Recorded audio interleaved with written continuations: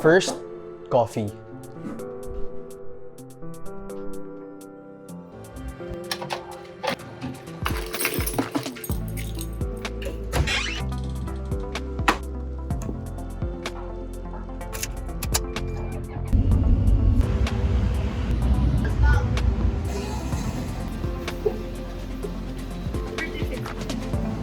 Ice Americano with heavy cream.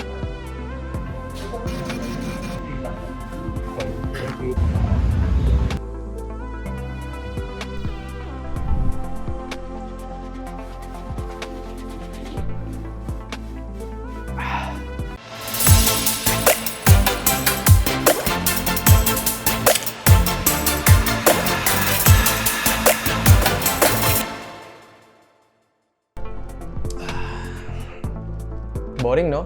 Tara, let's play outside. Pagbilang ng 10, nakatago na kayo. 1, 2, 3, 4, 5, 6, 7, 8, 9, 10.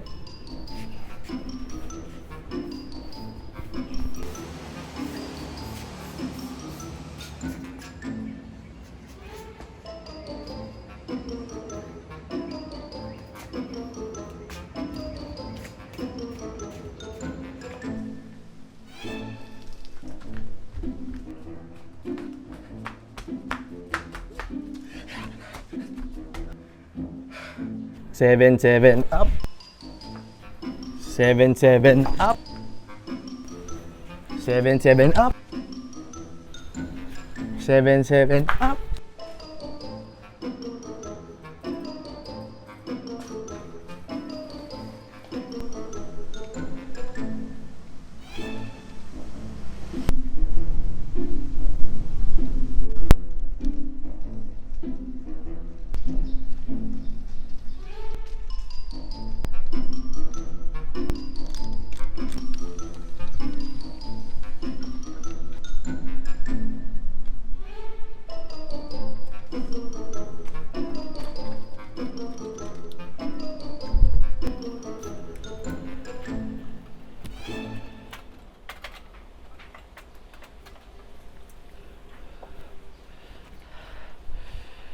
Tandaan ba nung bata tayo, lahat ng to were staple activities or staple na paglalaro.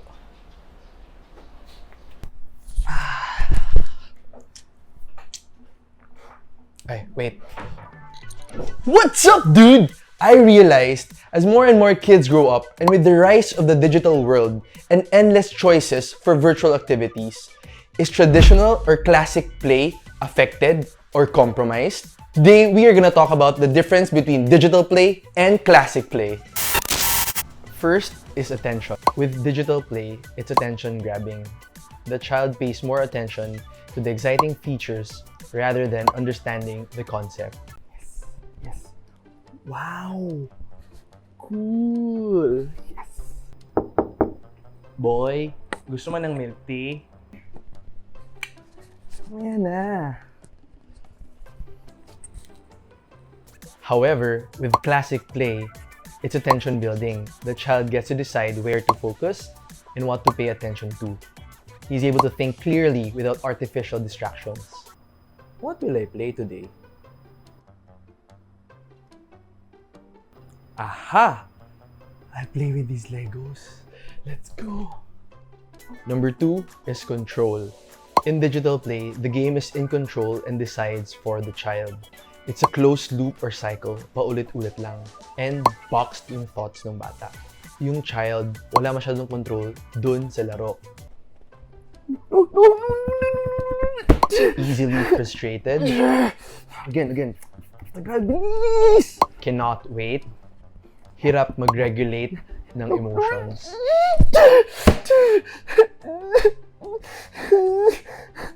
However, in classic play, kids are in control and have free will. The child thinks what to do and how to do it.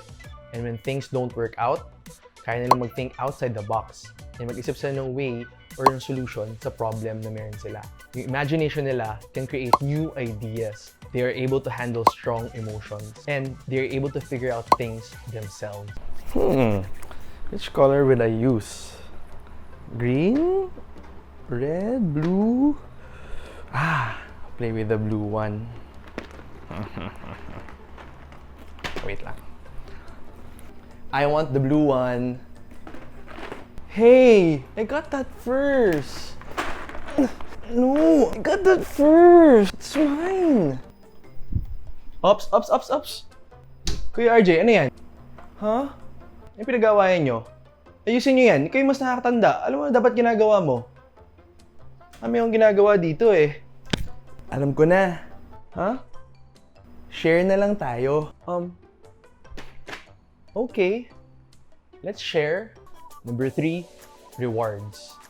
With digital play, it's all about external rewards. They are driven to collect and consume external and artificial rewards such as candies, tokens, and virtual toys. Wow! Yay! Tokens! Candies! Trophies! Wow, new toy! Yes! Yes!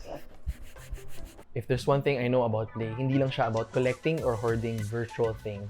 However, with classic play, it's all about the internal rewards one can get. So when nag-struggle yung isang bata, nag-iisip sila ng way paano nila palagpasin yung problema na yun. Yes, rewards are still there, but subtle lang yun. It's importante kasi dito yung sense of satisfaction and self-efficacy. Providing praises and rewards is very important. Pero dapat hindi exaggerate or over the top.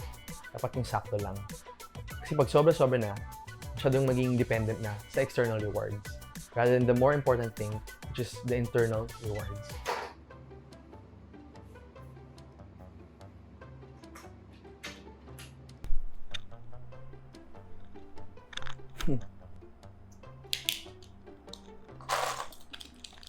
Diba? Better nag-share, it feels great. Yes! Mamang, dami yung mga bata. Di sila nag-aaway. Ika, bilis. Ako na dyan mugas ang plato. Wow, very good. And lastly is interaction. In digital play, wala masyadong interaction. Solitary siya. A solitary space and cocoon around the gadget creates a barrier for social interaction. Ingay-ingay.